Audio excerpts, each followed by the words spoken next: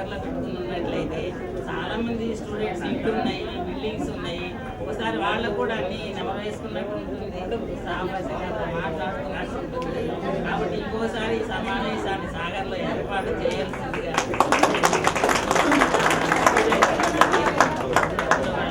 కుటుంబాలతో వచ్చారు.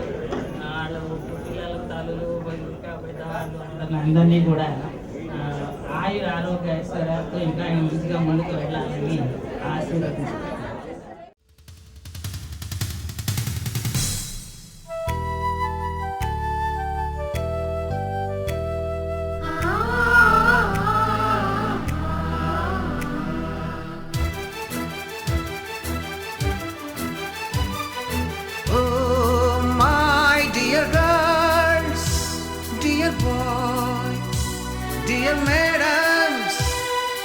గురు బ్రహ్మలారా.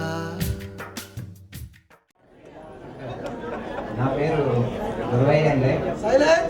ఎక్కువ కాలం హిల్ కాలనీలో నేను పనిచేశా. ఒక సంవత్సరం లోపలనే నేను పైలానికి వెళ్ళాను. పైలానికి వెళ్ళి అక్కడ నరసింహ మాస్టర్ ఉండే, నరసింహ మాస్టర్ నల్గొండకి వెళ్ళినప్పుడు ఆయన పోస్టులో నేను పైలానికి వెళ్ళాను.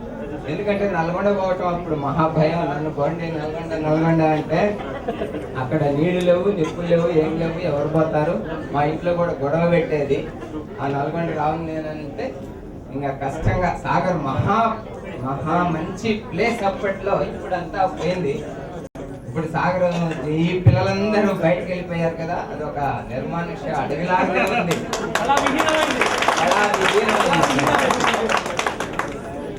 నిజంగా వాస్తవంగా ఇప్పుడు ఎవరు లేరు, రిటైర్డ్ అయినటువంటి వాళ్ళే ఉన్నారు. మా బెల్ట్ అంతా కూడా రిటైర్డ్ అయిపోయారు.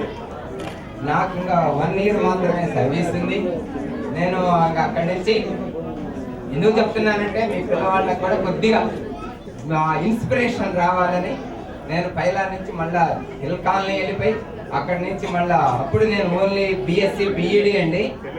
తర్వాత MSc చేసి at the age of 39 years లో MScకి వెళ్ళి రెగ్యులర్గా MSc చేసి MEd చేసి మళ్ళీ BEd కాలేజీ లెక్చరర్గా వెళ్ళానండి. నేను ఇప్పుడు ప్రెసెంట్ BEd కాలేజీ లెక్చరర్గా చేస్తున్నా.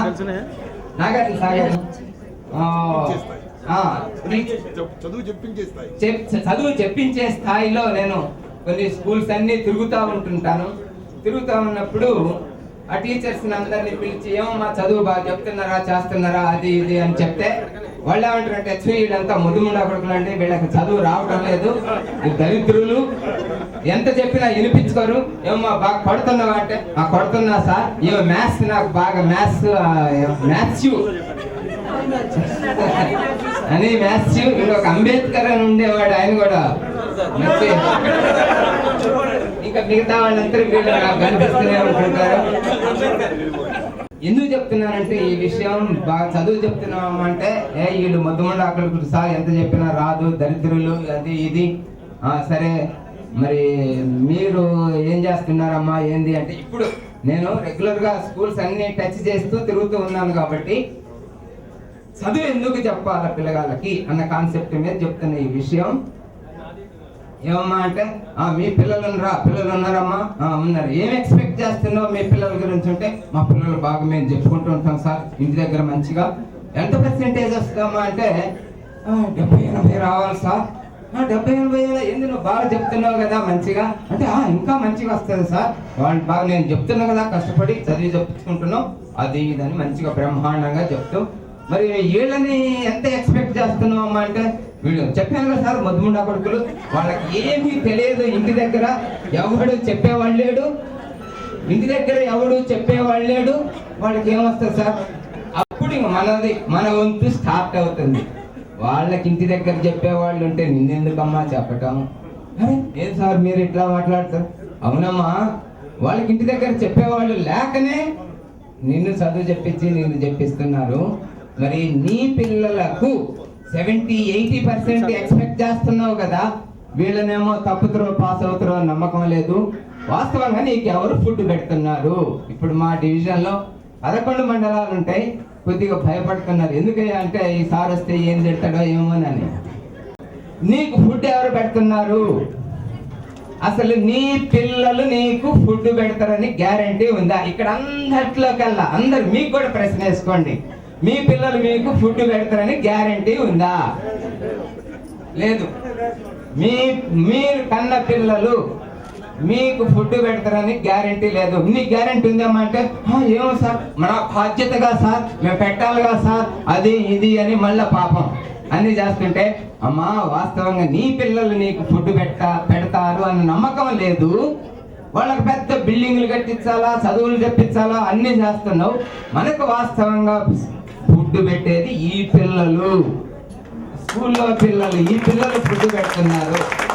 కాబట్టి వాళ్ళకు చదువు చెప్పాలా తప్పనిసరిగా అంటే, అవును సార్ నాకు ఇప్పుడు తెలివి వచ్చింది సార్ కొద్దిగా అని అప్పుడు మళ్ళా వచ్చేసి సార్ ఇంకొకళ్ళు వచ్చేసేసి ఈ విషయంలో మేము ఇన్స్పైర్ అయ్యాము సార్, మంచిగా ఫుడ్ పెడుతున్నారు. వాళ్ళకి చదువు చెప్పకుండా వాళ్ళకి చేయకుండా ఉన్నట్లయితే మనం ఇంకో వృధా కదా అంటే, అవును సార్ మంచిది సార్ అని చెప్తున్నాం. ఇలాంటిది జరుగుతుందో జరగదో నేనైతే ఎక్స్పెక్ట్ చేయను. ఎందుకంటే నేను తక్కువ కాలం పనిచేశాను అక్కడ, ఒక 1 year లోపే పనిచేశాను. మొత్తం మీద నాకు ఫైర్ అంటే అదేందో పిచ్చి అభిమానం అనమాట. హిల్ కాలనీలో ఉన్న అది లేబర్ కాలనీ అనే పేరుంది కానీ ప్రేమ అంతా చాలా ఎక్కువగా ఉంటుంది పైలాన్లోనే. పేరుకు లేబర్ కాలనీ అనుకుంటారు వాళ్ళు, కానీ ప్రేమ చాలా అనమాట. నాకు పిల్లలతో వీళ్ళందరితో బాగా డౌన్ లో అనుకుంటా నేను. వాస్తవం ఆ డౌన్ లో పుట్టిందేమో డ్యామ్ లో కట్ట కింద కాబట్టి నేను అట్లా. కాబట్టి మా పిల్లలు పెడతారో ఏమో తెలియదు కానీ సార్ ఈ ఆప్యాయతకు 27 సంవత్సరాల క్రితం నుంచి గుర్తుపెట్టుకొని ఇంతగా మేడం గారు చెప్పినట్లుగా అసలు ఎలాంటి ఫంక్షన్ నా లైఫ్లోనే కాదు వాళ్ళ లైఫ్లో కూడా జరగలేదేమో వాస్తవంగా. మిగతా టీచర్స్ యొక్క లైఫ్లో కూడా జరగలేదన్నమాట అని నేను అనుకుంటున్నా. ఇంకొకటి మా ఉపాధ్యాయులందరినీ సుధాకర్ అయితే పున్నారావు మాకు మా మధ్యలో లేడు, వాళ్ళ అబ్బాయిని చూడాలన్నటువంటి దృష్టితో కూడా నేను ముందుగా వచ్చేసిన. తర్వాత నారాయణ అయితే వీళ్ళందరి రాజుగారిని చూస్తుంటా, మన శ్రీనివాస్ అన్ని చూస్తుంటలే. కానీ కొంతమంది మాకు కలుస్తారు, మా స్టూడెంట్స్ కలుస్తారు, మా కులపోళ్ళు కలుస్తారు, మా కుటుంబం వాళ్ళు కలుస్తారు అన్న దృష్టితోనే నేను మెయిన్ వచ్చేసా. ఎన్ని పనులున్నా కానీ ఇంతటి అవకాశం ఇచ్చి మీరు ఇంత ఆప్యాయత చూపించినందుకు మా జీవితంలో ఇంకెప్పుడు మర్చిపోము ముందు ముందు కూడా అని చెప్తూ, మీకు మంచి ఆయుర ఆరోగ్యం, మీకు మీ పిల్లలకి పుత్ర పౌత్రాభిరస్తు కలుగుతూ మంచి ఆయుర ఆరోగ్యాలతో అష్టైశ్వర్యాలతో భోగ భాగ్యాలతో వర్ధిల్లాలని ఆశీర్వదిస్తూ సెలవు తీసుకుంటాం. Thank you sir, thank you very much. మాకు చిన్నప్పుడు తిట్లతో ఆశీర్వదించారు, అందుకే ఈరోజు మేము ఇంత ఎదిగి ఉద్యోగాలు చేస్తున్నాం. ఆ రోజు మీరు తిట్టకుండా మమ్మల్ని వదిలేసి కొట్టకుండా ఉంటే ఈ రోజుకి సాగర్లోనే ఉండేవాళ్ళు. ఇంకొక ముఖ్య విషయం ఏంటంటే నాగార్జున సాగర్ ఎవరిది సొంత ఊరు కాదు, అందరూ ఉద్యోగస్తులు ఇంకో రకంగా వ్యాపార పరంగా వెళ్ళేవాళ్ళు. ప్రతి వాళ్ళకి ఒక సొంత ఊరు ఉంటుంది. తాతగారు ఊరు చెప్పుకుంటాం, మాది ఆ ఊరు అని. మాది వాస్తవంగా రాజమండ్రి, కానీ నేను ఎప్పుడు రాజమండ్రి అని చెప్పను. మీదే ఊరు అంటే సాగర్ అని వేస్తాను.